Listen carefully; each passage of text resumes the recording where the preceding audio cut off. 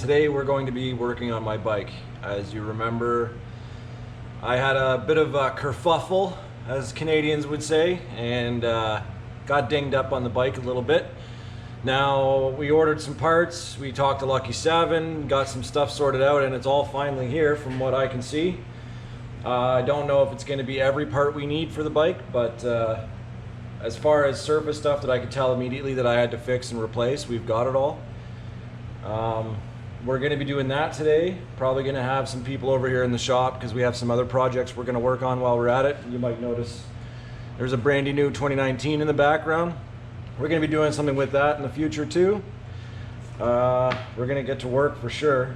I think it's going to be short and sweet, but some of the stuff that we're going to be working on today is little things on little things and delicate stuff. So we're going to see what we can save. We're going to see if we have all the parts and get that fixed up so I can get my bike out there again, which would be awesome. Something I also wanted to mention was thanks for all the support with the stickers.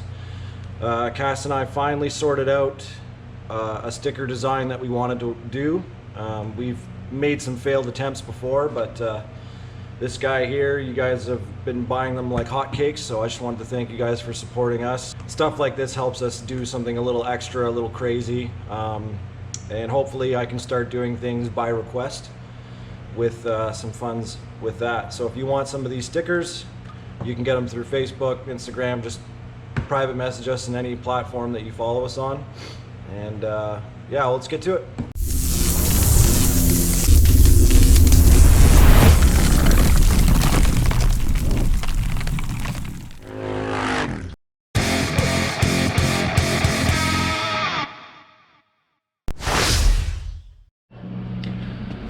So Lucky 7 got us another board sent out really fast, might I add. So thanks to Lucky 7 Motorsports for getting this out to us.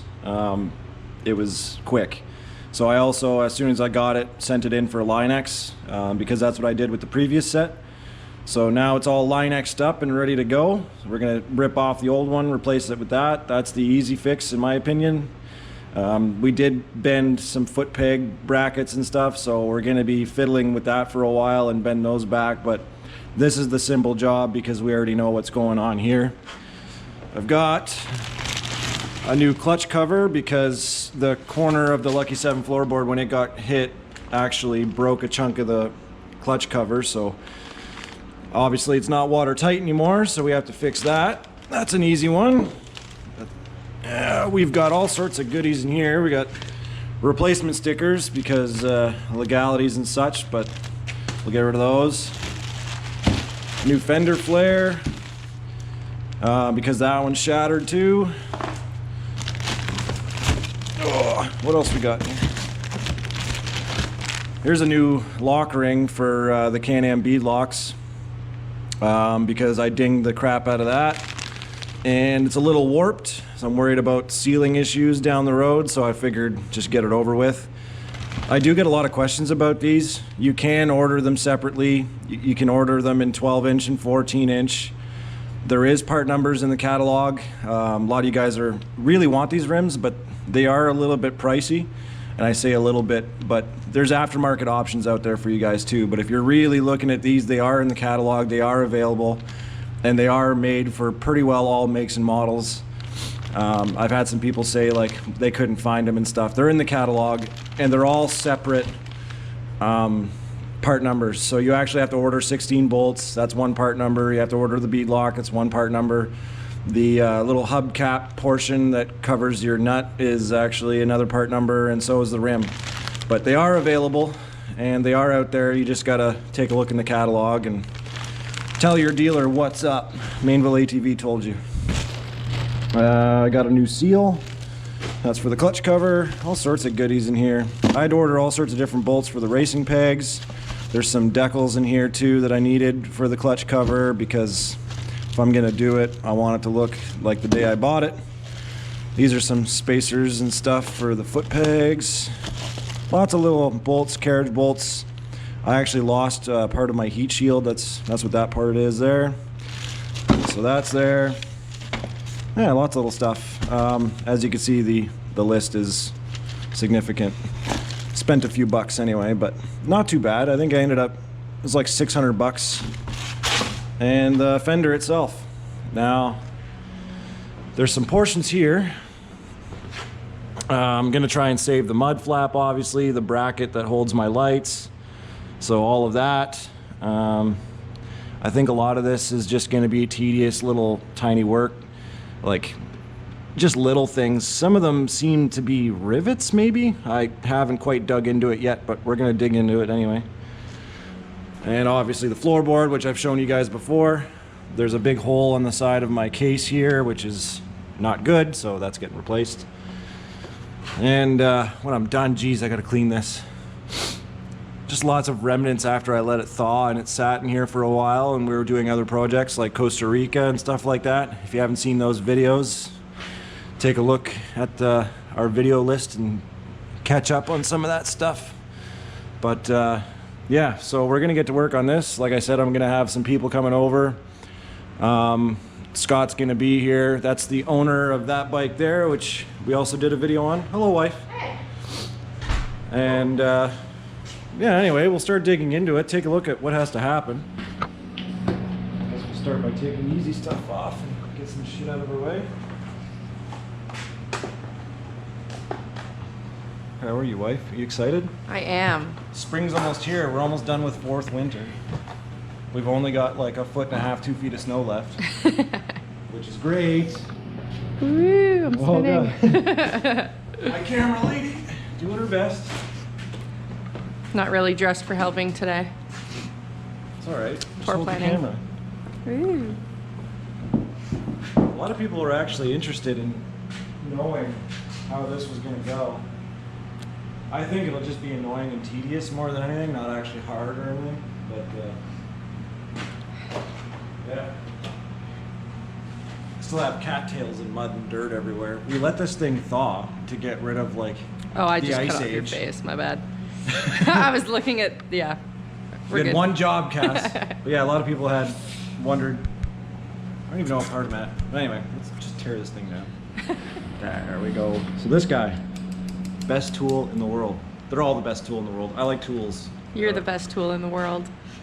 Wow. Okay, so I know these seem silly and they seem like a plier, but those little plastic plugs, okay, these guys that I bought 800 of, this little tool here actually pulls them out. They're made by Gear Wrench. They're all over Amazon. You can find them really quick, but the reason why I love them is you just grab onto the plug and you're done. Oh wow, you were faster than I can get there. That's how amazing these tools are. Not sponsored by Gear Wrench, although if you want to. But yeah, there's a couple spots on this bike where these things are annoying to get at, and you try doing a little screwdriver thing and you break them and they start wearing out. These are the tools for the job. They're totally worth the money. Because especially if you own a Can-Am and you have to work on this thing all the time. Tools. Invest.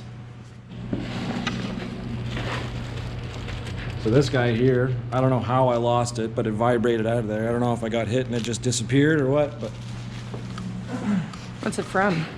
it's my exhaust shield. So Oh. when I did the RJWC header and all that stuff, you don't really, I wrapped it, so you don't really need the heat shield, but I adapted the heat shield to go over it anyway, just because these things do get hot. I know I fixed a lot of those issues, but I think if there's a heat shield, it should probably stay. But when I did that, I guess it's just ever so slightly distorted, and this guy just popped out of it. So there's actually a little hole here, and that's where that goes. Let's see if I can get you some light. That guy there. So this guy just goes in there,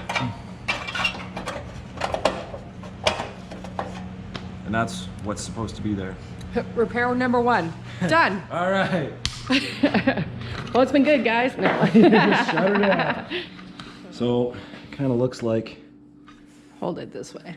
some of these bolts are a little roughed up. Here, I'll hold it. We won't be reusing some of those, but those are the bolts actually holding the floorboard to the pegs off the frame. They're not supposed to look like this? Nope, 100% not. Unless things have changed since I went to school. That's not a type of bolt. Garbage! We got all new stuff. It's all unhooked here now. Let's see if we can Slide this thing out of here. Easy peasy. Yeah, well, so far. We're gonna have to do some bending and stuff. Look at this. It's easy for me. So this whole bracket here isn't supposed to be here. You can see where it's bent. We're gonna have to put a block here or something and try to bend it back into a reasonable shape. But yeah, all of this has to get fixed. Your Can-Am isn't supposed to do this. That's not a thing. Special edition. Yeah, Mainville Limited UTV time. Edition, yeah. You can go to your Can-Am dealership and pick one of these up. Mainville UTV Edition, broken as shit. Yeah. Yeah, all right. It's a good start anyway. Now we got to figure out this. There's lots of little stuff there, but I should start working on your sale ad. Mint condition, lady driven, winter stored. never smoked. As is. Yeah. So now I've got the back rack off, which is super simple. Torque's 10 mils underneath. Take that off. For the max frame, I have an actual bracket that sits here mounted to the frame so that it's a legal 2-up. So that came off with a bunch of 10 mil bolts, and I have a bunch of stuff exposed here now. So I just have a couple pop tabs, and underneath here, I don't know what these are, like 15 mil nuts there. Those will come off. And from what I gather, there's just a bunch of little things that I might have to get out of the way, and this whole fender will be off. I'm hoping to take this whole fender off with the actual light bracket. I don't know how that's going to go quite yet, but this light bracket and this actual mud flap here is going to go onto the new fender. But we got all that off, and that's good. Okay, so there's a black cover here, which is this guy. Okay, and it has two slots here and here, and a couple plastic bits that you have to remove, and it has slots here, these little tabs. So you push these tabs down, and then you have to slide the whole thing forward and then lift up and take it off. But this guy here, which was originally mounted there, was supposed to slip forward also, and it was underneath this wiring harness right here, and we couldn't lift it up to get it out like it's supposed to. And we ended up snapping this off. So word to the wise, you're probably going to break yours too, because there's no real way around this because your wire is here, unless you remove the wire and do a bunch of stuff or remove the bin first. So if you get into this, just know that you're going to get to a point where you're wondering what's going on, and you're probably going to have to break this part off. Luckily it breaks pretty clean with a buddy helping you rip it off, because I don't think you're going to get this out with this thing intact unless you remove the whole storage bin and a bunch of other stuff, which is a bit of a nightmare. But like I said, it's not really going to matter because there's a million bolts that hold that thing down. This seems a little redundant. But now we're at the point where I can pretty much grab this fender and get it out of here, because the reason we were taking this black part off is this bolt right here that was underneath it, covered and locked in. There's no way at this until you take that cover off. So there's that. Getting ready to transfer everything to the new fender, and it's a bit of a delicate surgery. So you actually have your mud flap and your fender flare, which I have new of, but we have to get this rear taillight assembly onto the other one, and we cut off these little push tabs here. Only work one way, they're like one-time use, so we cut them off and push them in the direction that they work, and we're going to try and save them for putting them on the other fender. Once we have that done, we can reverse the process.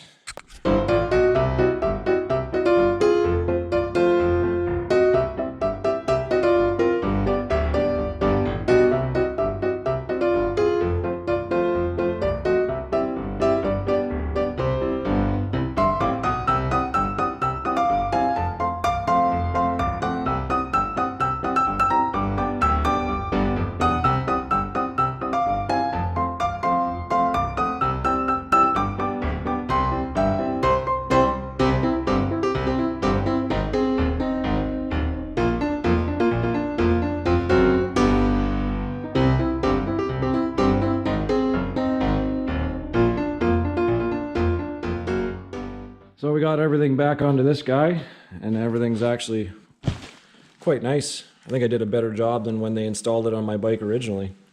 I just used self-tappers. If you're getting into this, there actually is pilot holes laid out for you. It's not actually done, but you can see where you're supposed to do it.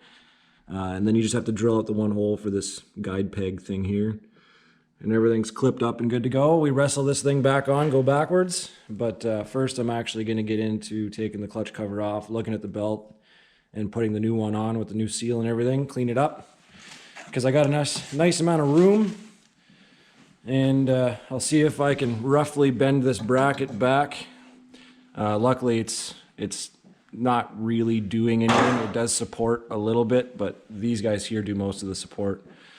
This just has to line up so that I can get the race peg mounted back again. And I do have easier access to some greasing points, so I'm probably going to do those while I'm at it too. With the floorboards, they don't actually hold on to some of the stock plastics, so I'm probably going to remove these and get rid of those too. A few things anyway, just to get the bike back in shape, and then I'll give it a wash. Jeez, poor girl. But yeah. Okay, so we had a look at the belts. We did some cleaning. I actually took the belt off and then wiped everything down, got rid of some buildup of dust. That's going to happen. This is one of your maintenance checks that everybody likes to forget. But everything looks okay. Probably going to order another belt from Dirty Life. He sells some pretty cool Gates belts. We'll get one of those out to us. So the old case actually has a hole punched through it right here. You can see, obviously, that ain't watertight no more. So we got everything disassembled. Oh, I've missed a bolt. But we got the new one we're putting together now. Brand new seal, everything's good there. All of our bolts. Now the water drain plug here, which is actually here, this is the old one off of the one I already had. And when you order one now, my neighbor and I both got this set up here. They basically just took a chunk of hose and put a bolt in it, which is gonna work, but I mean, it's not very classy, is it? But it does hold tighter than this guy here. So if you're having problems with getting water to your belt, you might want to check this. It's not a fancy upgrade, but it can be done. You can honestly make one of these yourself. We'll get that ready and put that on. And like I tell everybody in these bolts, do them by hand, because you really don't want to pull out these threads on the backing. If you break those, you're in trouble. You can insert a new one if you're lucky, but just put them in by hand, put a little bit of anti-seize, make sure the seal area is good to go, and you'll have a way better day.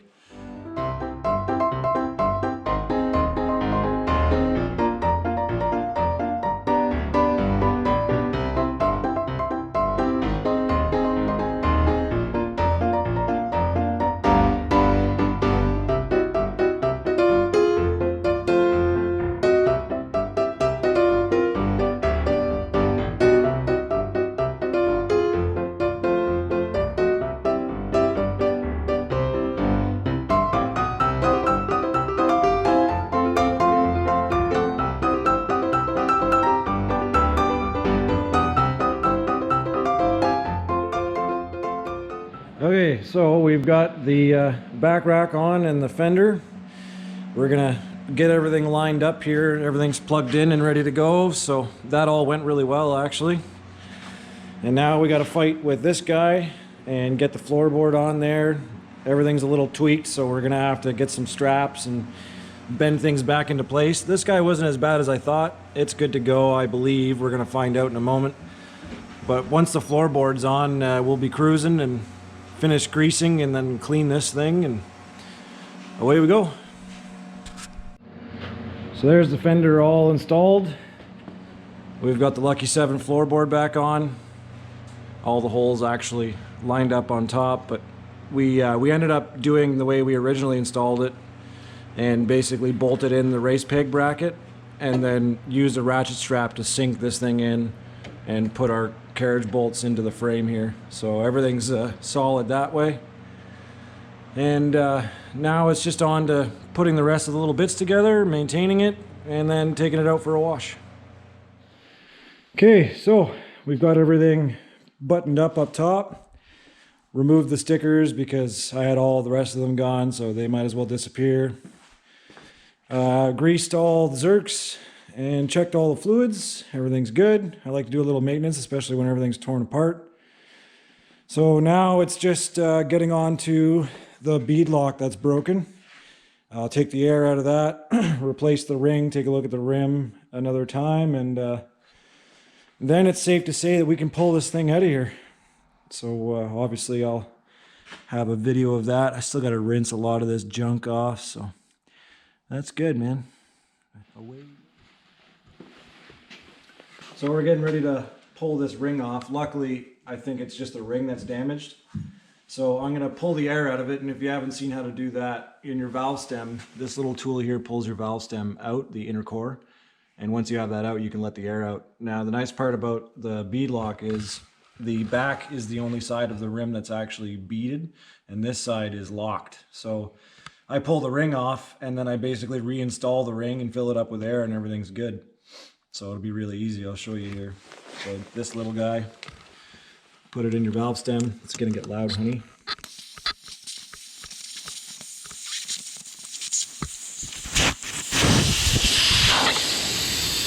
And this is your valve stem here. This is the core on the inside. It has a little seal, and these are replaceable if they start leaking. That's cool. So that's it. I had no idea. No? And I'm not being sarcastic. That's actually really cool. You're not just being a supportive wife? No, why would I do that? We've been So married. just look at this here. So basically this here, when you actually push on it, will release the air through your stem. And this actually just fits over it, and you're able to unscrew it. That's all it is. There's another tool to actually lock onto this and pull it through the rim, but that's for another day. Cool. Diesel saw a squirrel outside. Diesel, what do you see? What do you see? What do you see? What do you see? What is it? Do you see a squirrel? Okay, watch this, Scott. Diesel, you want to go see a squirrel? Go! Go get it! Go get it!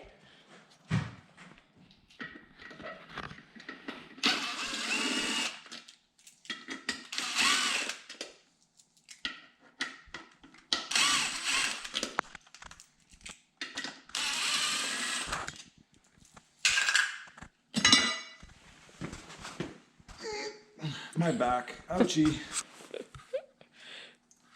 It's got a bit of a warp to her.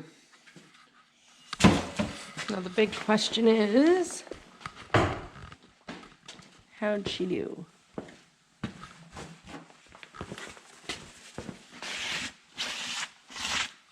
Gonna need the air behind you, babe.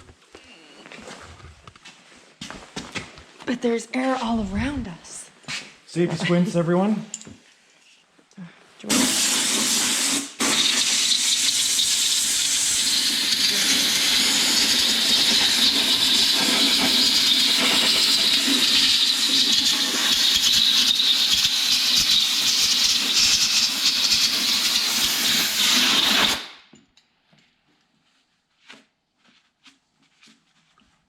Where's that brush for that?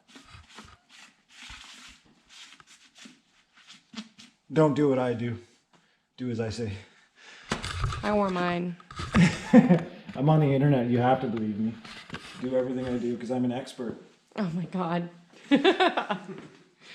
Where's that new It's brush? the internet, babe. You have everything you see on the internet is real and true and not clickbait. Is that new brush still in the truck that you got? Over there. Where is it? Not this one. The one from Trevor. Oh. I'll do that after. Oh.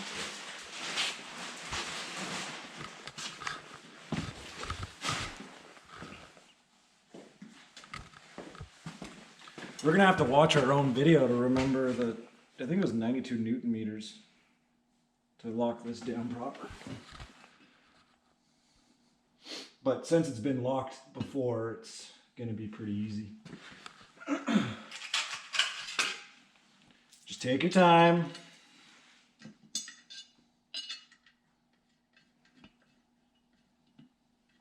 Thread them in by hand. That way, because these things can pull out really easy.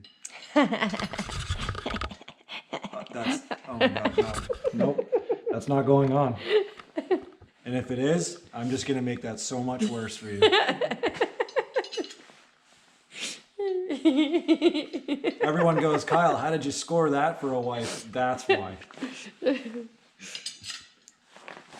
Why don't you tell the world how you would get guys away from you in the bar? Oh, no. Go, do it. Do it. You want to embarrass yourself? Do it. No. Tell them how you would.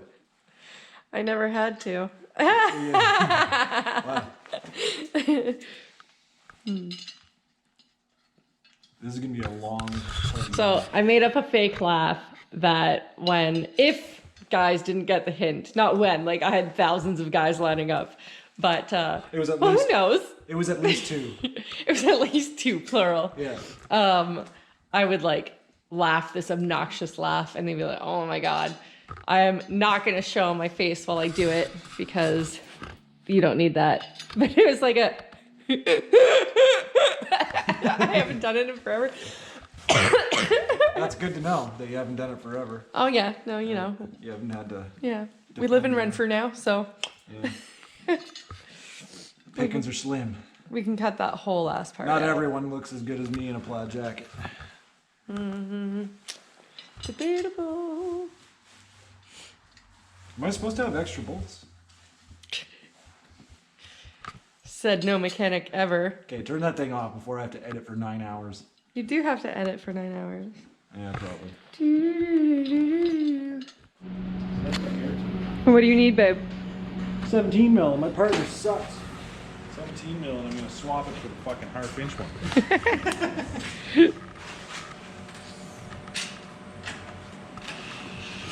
Just putting the tires on. It's very safely lifted with the jack. It was on that stool. And 2 jack stands maxed out. Whatever. They're rated for like 4 billion pounds or something. I'm not a mechanic. Not really. This was some good stuff. Not even a good person. Yeah. So what am I? That's the question. Broke a stud on the spacer. If you can take it off with your fingers, it's probably no good. Well, except for some things. But anyway. Should we check all the other ones? Oh, I have been checking. That's why I found it. Okay. Any spares? No. You didn't learn your lesson last time? No, I'm gonna need spare spacers. Studs. Well, they're not machined. No, they're not pressed into the spacers. Yeah. Fuck off. They are not. Punch right out of the back of them. They have to. If they don't, that's the worst fucking thing ever. I'm not gonna lie, that's what it seems like. Well, maybe not. What are we doing, babe? He's getting a snipe on that piece of steel. I broke the stud on the spacer, so I'm trying to push it through. You don't want to stand there. You don't have safety squints. What do you, wait. Yeah, I gotta push the stud back through. I fix. I fix. I back up. Yeah, probably. Yeah. You might want to keep the camera on though. I am. What's gonna happen. Everyone got Oh, God. a safe spot there or what? Nope. Oh, shit. I am not paying attention. Oh, Steve, what? Oh, yeah. Just, all you needed was about 80 fucking feet of leverage. Science prevails. Probably do that by hand now. Did it work? Yeah. And right, it worked. Why wouldn't it? Ta-da! Ta-da! Well, that was underwhelming. Sound like my 3-year-old again. Ta-da! Went really well. You're probably wondering what's going on at this point. I've got a different jacket. It's a different day. I last left off where I found a broken stud putting my last tire on.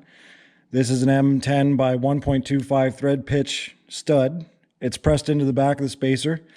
And I thought I would just go to any auto parts store and pick one of these up and fix the bike and finish off the video. But after a little bit of digging, these aren't as accessible as I thought they would be. At least I couldn't find any. Keep in mind, I'm from Canada and everything's harder in Canada. So after doing some research, I tried some auto parts stores. I tried ordering from companies like Fastenal who deal with all sorts of goods and stuff like this. I even contacted Super ATV, and by the time I got it priced out Canadian and shipped, I might as well buy a new spacer, and obviously that doesn't make any sense. I just got to fix the one stud. So Dirty Life did some digging, and he found me the proper part number, so next time you see the bike running, just know that I fixed it in between. yeah, these things are actually a little tricky to find, but I'll press that back into the spacer, clean this thing up, get it on the bike, put the last tire on, and she's running.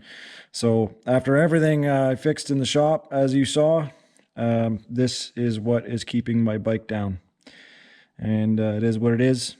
So I ordered a bunch of extras so this can't happen again. Yeah, that's it. So thanks for watching, guys. I appreciate you, and we'll see you next time.